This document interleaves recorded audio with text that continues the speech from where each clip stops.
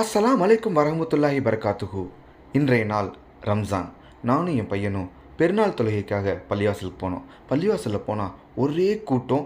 பள்ளிவாசல் ஃபுல்லாகிருச்சு, நிறைஞ்சிருச்சு. அதையும் தாண்டி வாசலில் பாய் விரித்து தொழுகிற அளவுக்கு இந்த பெருநாள் தொழுகையில் அவ்வளோ கூட்டம் வரும். உண்மையாகவே அவ்வளோ கூட்டம் தான் பாருங்கள்.